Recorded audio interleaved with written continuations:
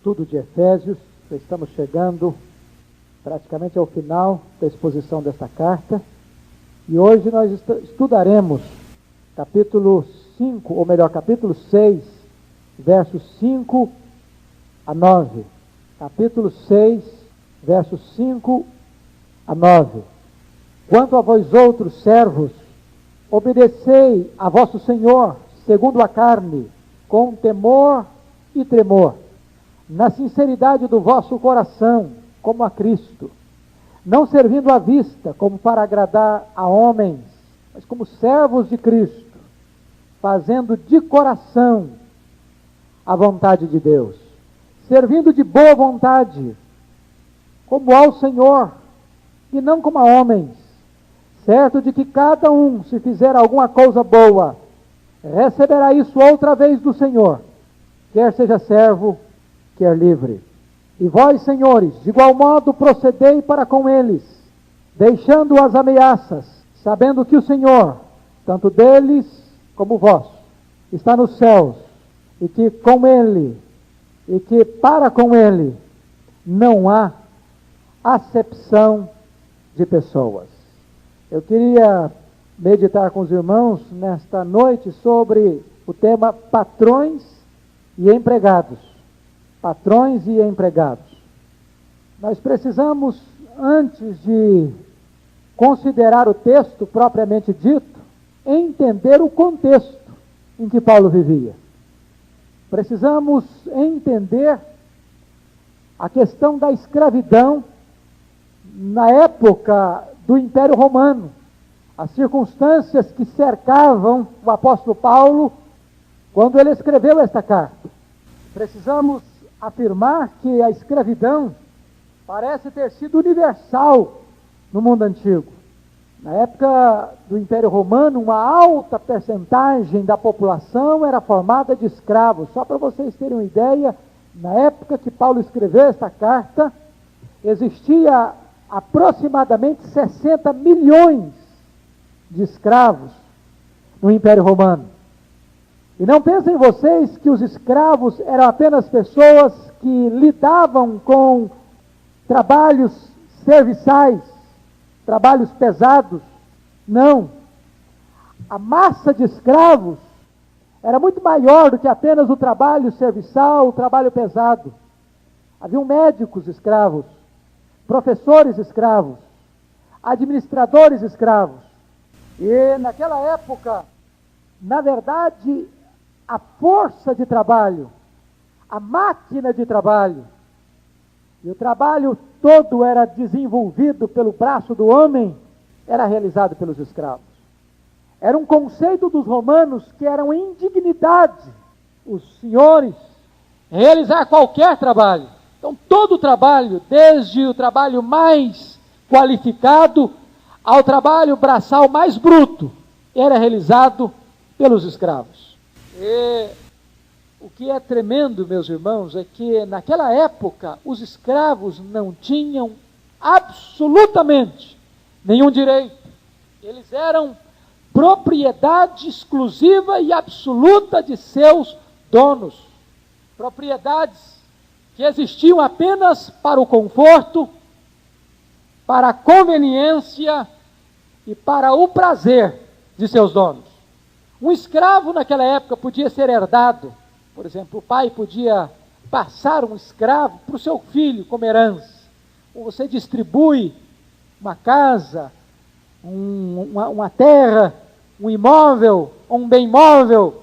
Um pai também deixava um escravo de herança para o seu filho. Um escravo podia também ser comprado por dinheiro. Se vendia escravos. Havia mercados de escravos, onde você ia lá no mercado e comprava, como se você estivesse comprando um objeto. Comprava aquele escravo. É por isso que nós encontramos um relato muito assim, chocante dos irmãos venderem José. Você não pode imaginar uma cena dessa hoje. Um grupo de moços está ali conversando, de repente o caçula do grupo é oferecido para um grupo que está passando pela estrada fora. E mesmo com o choro, com os gritos, com os esperneios, de um dos moços ali do grupo, ele é vendido, ele é comercializado, sem direito, sem vez e sem voz. Este era o clima que reinava no mundo antigo. Mas os escravos também, basicamente, a maioria dos escravos eram feitos escravos quando Roma, que dominou o mundo na época, invadia uma cidade ou dominava um reino. Todos aqueles que eram cativos de guerra, que não eram passados ao fio da espada, se tornavam escravos, eram feitos escravos. Então, a escravidão não tinha a ver com pessoas que a gente pensa, pessoas que não tinham acesso ao conhecimento, à cultura. Não, a escravidão atingia todas as classes sociais. Roma entrava numa cidade, desde as pessoas mais ricas às mais pobres, as mais cultas às mais ignorantes, dominadas pela guerra, eram feitas escravas. Eu queria observar dois aspectos da escravidão. Em primeiro lugar, a impessoalidade do escravo. Legalmente, o escravo não era uma pessoa, ele era uma coisa. Ele não era tratado como gente, mas era tratado como uma mercadoria.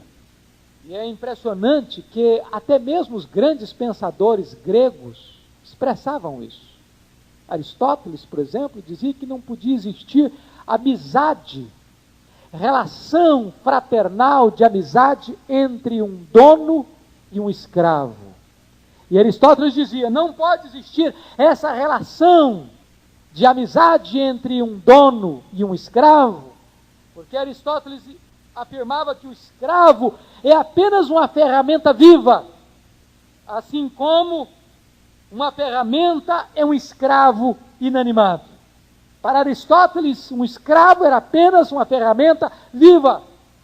O escravo era considerado como uma propriedade, um objeto que tem alma. E é por isso que naquela época, quando um escravo ficava velho ou doente, ele era abandonado à morte. Eles não viam nenhum sentido em dar comida, em dar alimento para um escravo doente ou velho, porque era como se fosse uma ferramenta inútil. Portanto, eles não consideravam os escravos como alguém que tivesse pessoalidade, dignidade de pessoa. Temos que entender esse contexto para nós observarmos o alto teor social do que Paulo escreve, o alto conteúdo revolucionário do que Paulo escreve. A segunda coisa que precisamos entender não é apenas a questão da impessoalidade dos escravos, mas a desumanização consequente dos escravos. A legislação romana dizia que os escravos eram apenas bens móveis, sem direitos, aos quais os seus senhores podiam tratar como bem entendessem. Assim como havia o pátria potestas, onde o pai tinha direito de casar o filho, divorciar o filho, vender o filho, enclausurar o filho, deserdar o filho, matar o filho. O pátria família dava ao dono do escravo o direito de vender o escravo, de matar o escravo, de fazer o que bem entendesse com o escravo. Era muito comum, por exemplo, os donos tratar os seus escravos com desumanidade, e ao sinal do primeiro desgosto com esse escravo, por exemplo, torturá-lo, mutilá-lo, arrancar-lhe os dentes, vazar-lhe os olhos, jogá-lo às feras, ou até mesmo crucificar os escravos. Esse é o pano de fundo que nós temos na sociedade onde Paulo está inserido. Agora, precisamos olhar para o que Paulo escreve. Muitas pessoas tentaram se insurgir contra o ensino do apóstolo Paulo, porque você não vai encontrar nenhuma palavra do apóstolo Paulo como se fosse uma insurreição, como se fosse um levante social, como se fosse um movimento de rebelião contra a instituição da escravatura. Paulo não levanta para fazer uma amotinação social. Paulo não joga combustível para que haja um levante, um motim, uma revolução no Império Romano, para dizer para os escravos sacudir o jugo da escravidão. Paulo não se levanta como um revolucionário e nem muito menos um amotinador social. Paulo começa a pregar as boas novas da salvação em Jesus e matar a escravidão de dentro para fora.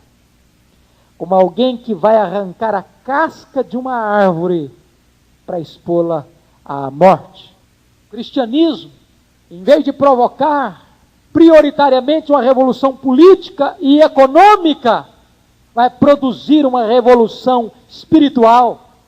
E desta forma, o apóstolo Paulo vai, com o seu ensino, matando a escravatura pelas suas próprias raízes, tirando-lhe o oxigênio, tirando-lhe a seiva, tirando-lhe os fundamentos, mostrando que, aos olhos de Deus, tanto o escravo como o senhor são iguais aos olhos de Deus.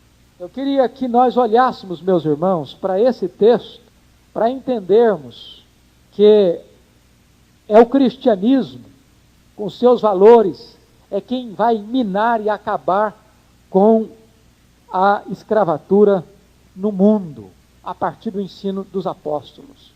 Se você pega, por exemplo, os reformadores, são eles que vão ensinar a questão de que aqueles que têm não pode tratar com desumanidade aqueles que não têm.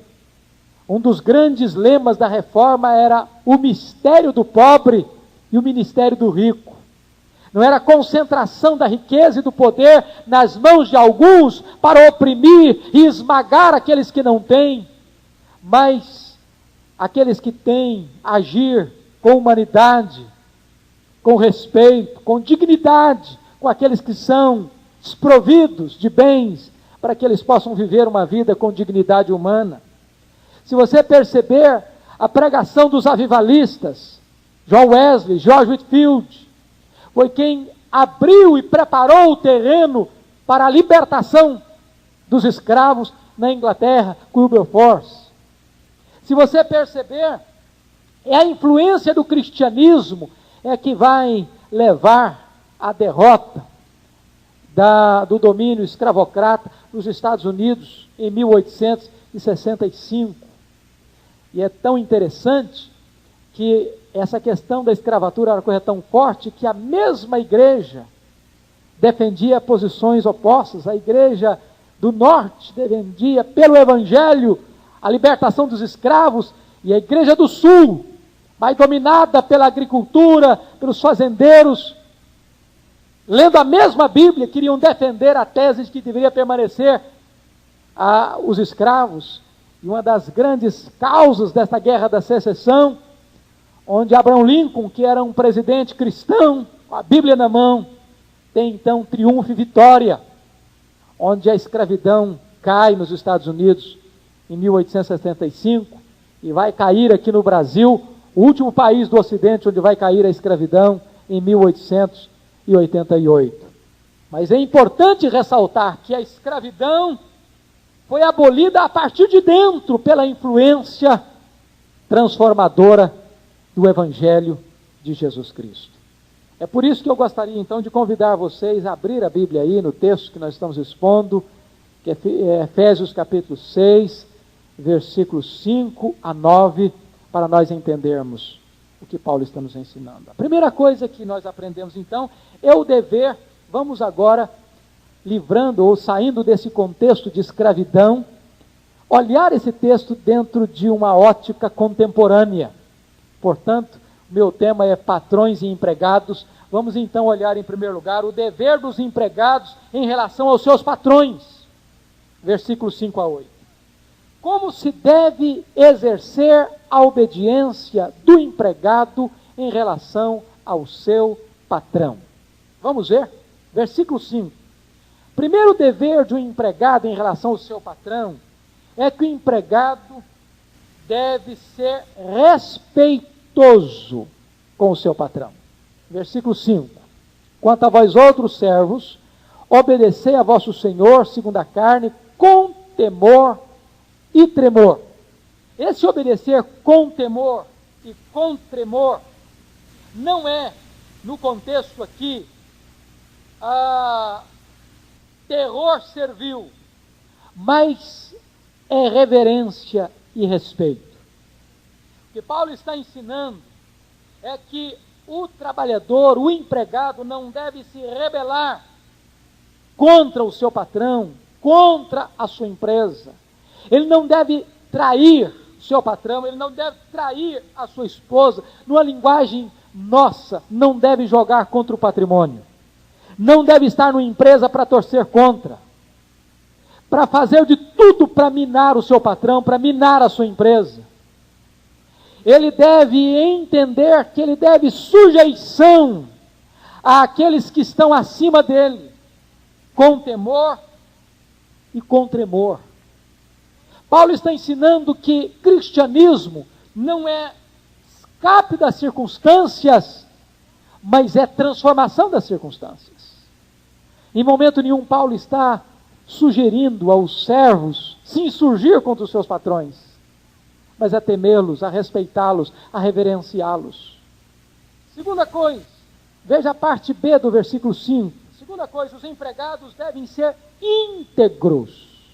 Quanto a vós outros servos, obedecei ao vosso Senhor, segundo a carne, com temor e tremor, na sinceridade do vosso coração.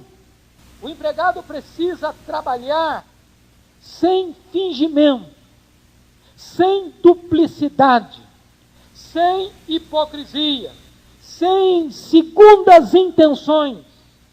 O que Paulo está querendo dizer aqui? É que nós precisamos entender como crentes, que não existe uma dicotomia entre o que você faz de segunda a sábado e o que você faz no domingo. Não existe um abismo entre a liturgia que você presta no templo e o trabalho que você realiza na empresa onde você presta o seu serviço. O que você faz lá na sua empresa é tão sagrado, é tão santo, é tão cultico, é tão litúrgico, quanto aquilo que você realiza dentro da casa de Deus. Paulo diz que você tem que realizar isso com a sinceridade do seu coração. Ou seja, você tem que pôr toda a sua alma, todo o seu ser, todo o seu coração, todo o seu empenho, toda a sua força, todo o seu zelo no trabalho que você realiza na sua empresa. Paulo está mostrando com isso que a liturgia que agrada a Deus é a liturgia do seu trabalho na sua empresa.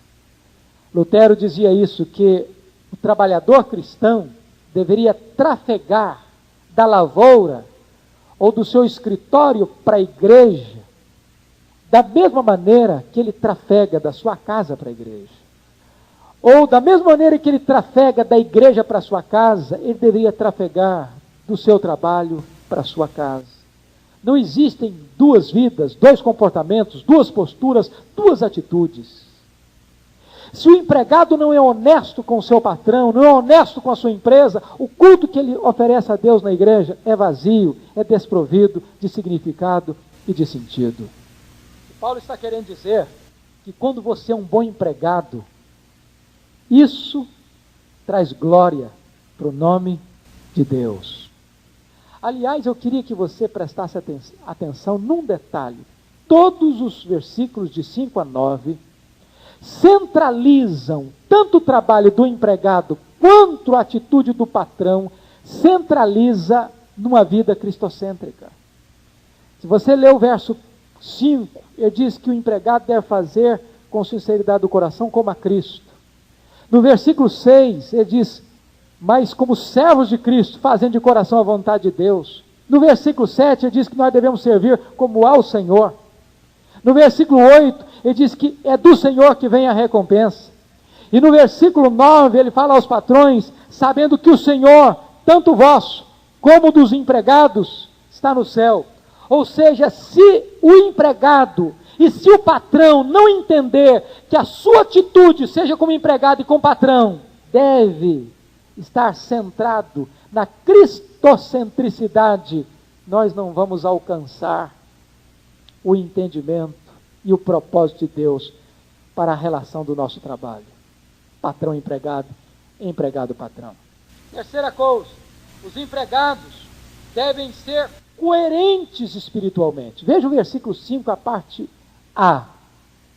Na sinceridade do coração, como a Cristo. O que Paulo está querendo dizer? É que o empregado deve ser um bom empregado, ele deve ser sério, ele deve ser honesto, ele deve ser zeloso, ele tem que ser dedicado, ele tem que ser um empregado que se empenhe pela sua empresa, pelos interesses da sua empresa, porque ele está fazendo isso como para o Senhor. Por causa do compromisso que ele tem com o Senhor, é que ele é zeloso para com o seu patrão e a sua empresa. A autoridade que o seu patrão ou a sua empresa exerce sobre ele é uma autoridade delegada, e ele faz aquele trabalho não por causa de homens, mas por causa do Senhor. Bendito é o homem e a mulher que entende desta forma. Se você perceber, esta é a teologia que Paulo está ensinando, tanto para as esposas, tanto para os filhos, tanto para os empregados. O que motiva uma mulher a ser obediente ao marido dela é porque ela é submissa a Jesus. O que motiva um filho a obedecer ao seu pai é porque ele é servo de Jesus. O que motiva um empregado cristão a ser submisso ao seu patrão e a cuidar com zelo dos negócios da sua empresa é porque ele é servo de Jesus. Ele está fazendo isso como ao Senhor. Essa é a teologia que Paulo está mostrando aí. Agora veja você em quarto lugar. Deixa eu ainda pegar um pouquinho aqui. Pense você da seguinte maneira. Vamos imaginar um bom crente, entre aspas, na igreja. E é um péssimo empregado. Como é que você concilia isso?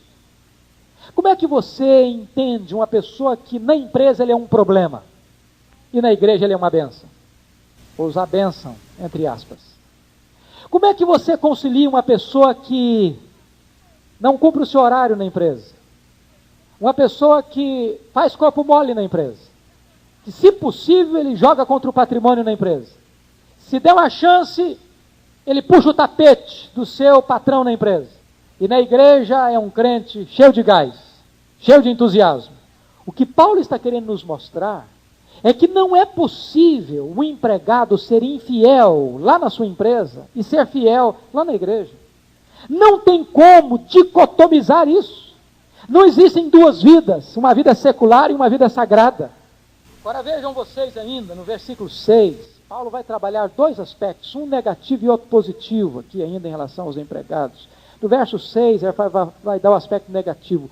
Não servindo à vista como para agradar a homens, mas como servos de Cristo, fazendo de coração a vontade de Deus. Paulo está combatendo aqui a preguiça dos empregados.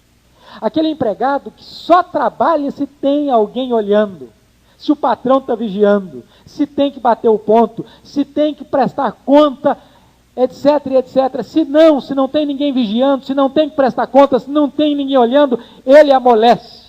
Quando você vai para o Catecismo Maior de Westminster e vai ver lá os desdobramentos do 8º mandamento, não furtarás. Uma maneira do empregado furtar é fazer corpo mole. Quando você rouba do seu patrão tempo, isso é furtar. Quando você não dá o melhor que você tem no seu trabalho, você está roubando da sua empresa. Paulo diz o seguinte: o empregado não pode trabalhar apenas quando ele está sendo vigiado. Você, como empregado cristão, tem que ter consciência e respeito próprio. Olhando ou não olhando, vigiando ou não vigiando, fiscalizando ou não fiscalizando, eu vou fazer o meu melhor. Sabe por quê? Porque quem é o meu juiz, quem está me olhando, o meu compromisso, acima de tudo, é com Deus, é com Jesus. É a Ele que eu estou servindo. Meus irmãos, eu fico às vezes preocupado. Até alguns anos a gente escutava o seguinte, que ser crente era como que um cartão de crédito.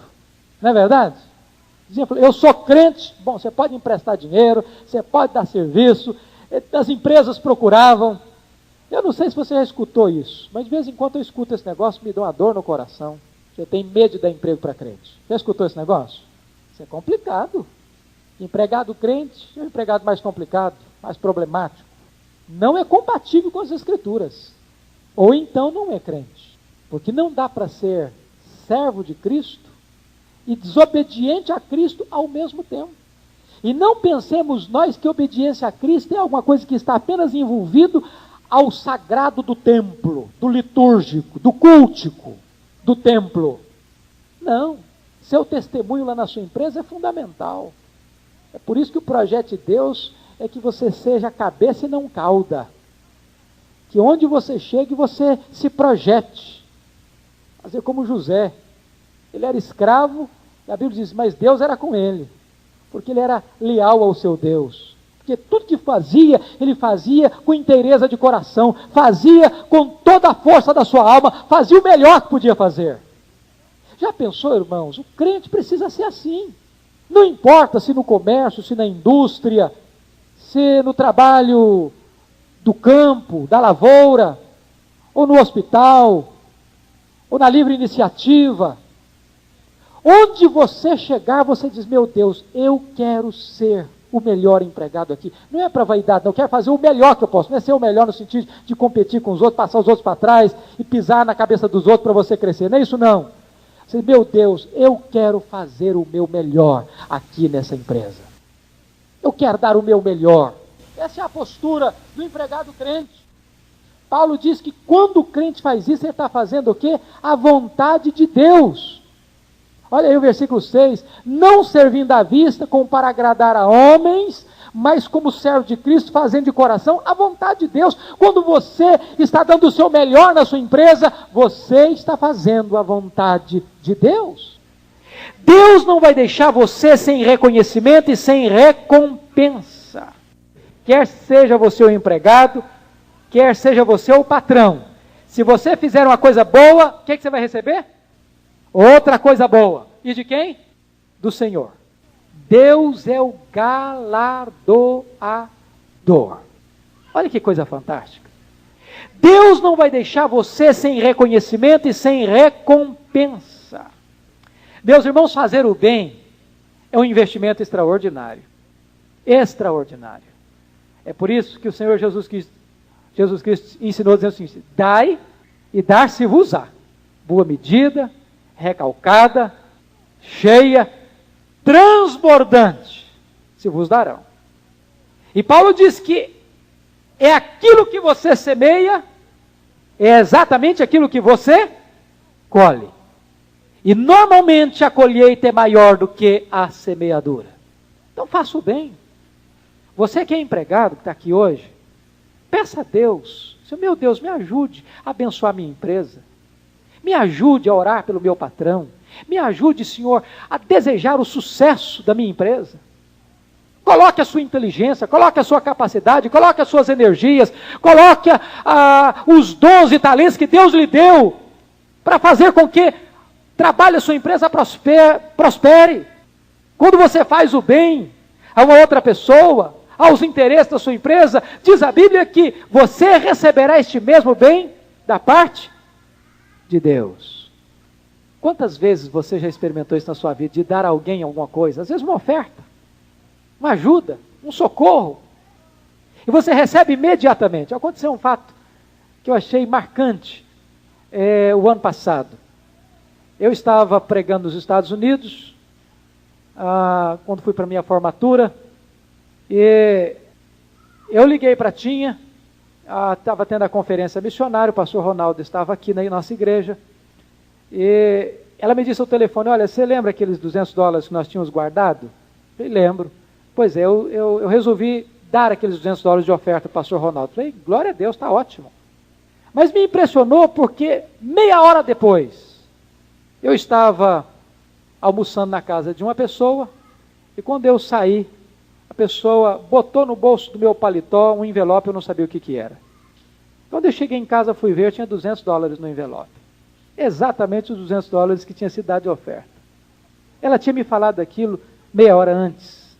A Bíblia diz que quando você faz um bem, você recebe de volta, de quem? Das mãos de Deus. É o grande investimento. fazer o bem, tanto o patrão quanto o empregado. Agora, e se fizer o mal? Tem troco também? Dá uma olhadinha, por favor, num texto paralelo a esse. Dá uma olhadinha. Colossenses capítulo 3. Aqui Paulo não trabalha o aspecto negativo, só o positivo em Efésios, mas aqui em Colossenses ele trabalha o negativo. Vamos dar uma olhadinha no capítulo 3 de Colossenses, a partir do verso 22. Olha aí, por gentileza, o que Paulo vai dizer. Servos, obedecei em tudo ao vosso Senhor segundo a carne, não servindo apenas sob vigilância, visando tão somente agradar homens, mas em singeleza de coração temendo ao Senhor. Tudo quanto fizerdes, fazei-o de todo o coração, como para o Senhor e não para homens, cientes de que recebereis do Senhor a recompensa da herança. A Cristo Senhor é que estáis servindo. Preste atenção no 25. Pois aquele que faz injustiça, receberá em troco a injustiça feita. E nisto não há acepção de pessoas, tanto patrão como empregado.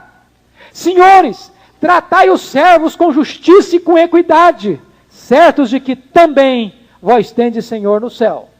Então o princípio está estabelecido. Assim como quereis que os homens vos façam, fazei vós também. Se você fizer o bem, você recebe o bem. Se você fizer injustiça, você recebe injustiça. Porque você colhe o que você semeia. Mas deixa eu terminar. Volta para Efésios, capítulo 6, versículo 9 agora. Depois que Paulo dá esta orientação para os empregados, Paulo tem uma palavra para os patrões. E isso era absolutamente revolucionário na época de Paulo. No Pátria Família, o Senhor tinha direito de vida e de morte sobre os seus servos. E Paulo escreve, não é para patrão não, Paulo escreve para os amos, para os senhores, donos de escravos, que tinha direito de matar os seus escravos, de vender os seus escravos, de deixar os seus escravos morrer de fome, ou lançá-los às feras, ou crucificá-los.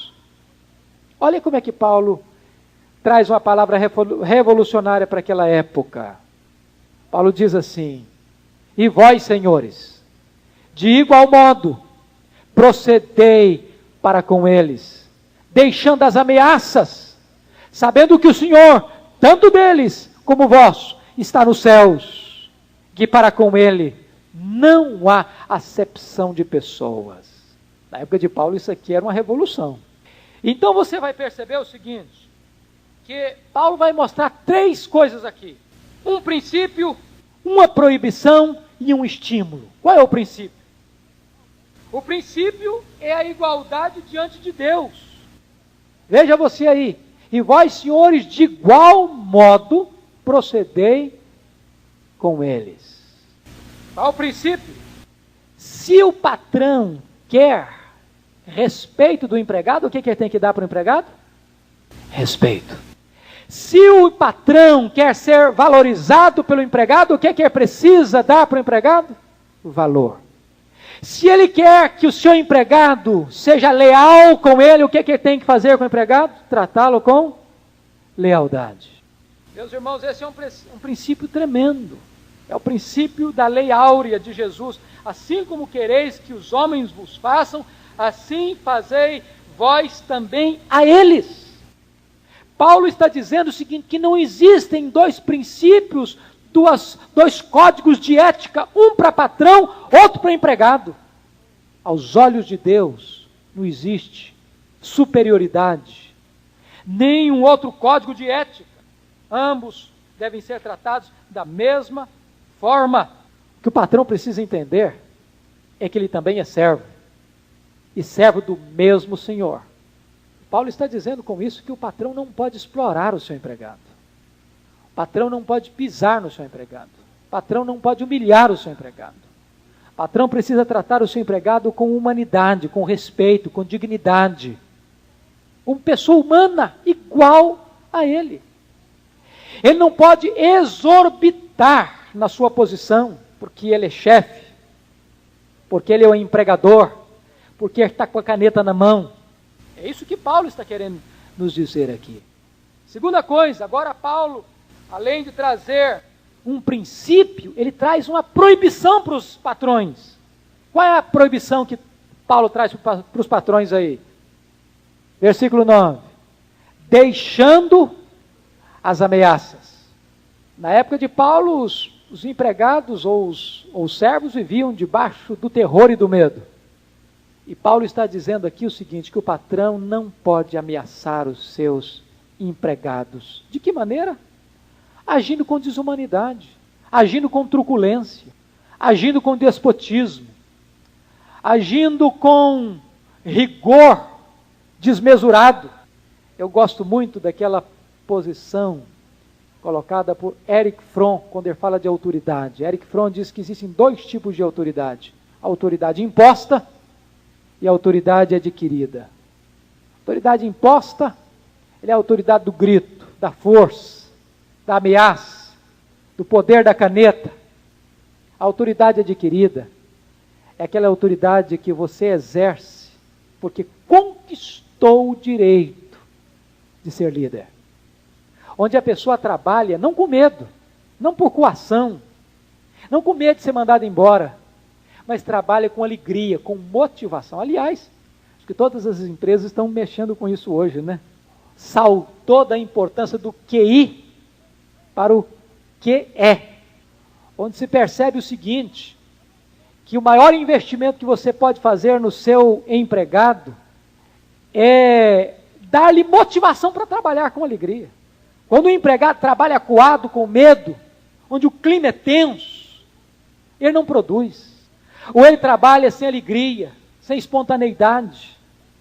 Mas quando o patrão trata dos seus empregados com carinho, com atenção, com ternura, com amor, com respeito, com dignidade, este empregado produz muito mais. Ele rende muito mais para a empresa. Por quê? Porque está motivado. Há um ditado que diz o seguinte, você pega muito mais mosca com a gota de mel que com um barril de fel. E essa é uma questão interessante. Se o ambiente de trabalho é um ambiente amável, o trabalho se torna leve, suave, gostoso. Não faça com ameaça. Paulo proíbe o patrão de ameaçar o empregado. E há várias formas de ameaçar, humilhar, oprimir, ou às vezes usar da posição para amedrontar o empregado, oprimir às vezes através do salário. Tiago capítulo 1 diz lá que o trabalho ou o salário do jornaleiro estava clamando aos céus, do patrão que retém fraudulentamente o salário do seu empregado, que não dá valor ao seu empregado, trata o seu empregado com usura, o enriquece com o sangue e com o suor do seu empregado, mas não o valoriza. A forma de tratá-lo com ameaça. Finalmente, há aqui um incentivo. Tanto patrões como empregados têm o mesmo Senhor no céu. Paulo diz o seguinte, pare para pensar que tanto você, patrão, quanto você, empregado, tem o mesmo Senhor no céu. E vocês terão que prestar conta do mesmo jeito no céu. E lá no céu não vai ter, diante deste Senhor e Juiz, acepção de pessoas. Patrão que esquece que tem um Senhor no céu, não vai ser um bom patrão na terra. Vou repetir. Patrão que esquece que tem o seu Senhor no céu, não vai ser um bom patrão na terra. Não sei se você já parou para perceber que os grandes líderes de Deus na história, antes de Deus colocá-los na posição de liderança, os colocou na posição de servos. Já parou para perceber isso? Antes de José ser líder, ele foi servo. Antes de Moisés ser o grande líder, Deus o mandou para o deserto. Antes de Davi ser rei, ele foi pastor de ovelhas. Teve que aprender a ser office boy do seu pai, mesmo com o azeite da unção já na sua cabeça. Antes de Neemias ser governador e reconstrutor da sua nação, Deus o colocou na posição de serviço. Jesus, o Rei dos Reis, foi escravo. Ele não veio para ser servido, mas para servir. O bom patrão é aquele que consegue enxergar a vida pela ótica dos seus empregados, sentir a dor e o drama e a necessidade dos seus empregados. E Jesus diz o seguinte: se você quer ser chefe, quer ser líder no meio do meu povo, seja servo de todos. Há um ditado africano que diz o seguinte: o chefe é o servo de todos. Eu acho que o bom patrão é aquele que é capaz de servir seus empregados. Porque esta é a ética de Deus. Estes são os princípios das Escrituras. E por causa desses princípios, aquilo que era inimaginável no primeiro século, a derrubada da escravidão, a escravidão caiu, porque o cristianismo a esvaziou e arrancou suas raízes. Que Deus nos ajude, irmãos, a olhar para a relação patrão-empregado, trabalho, pela ótica de Deus, pela ótica das Escrituras. Que Deus nos abençoe. Amém.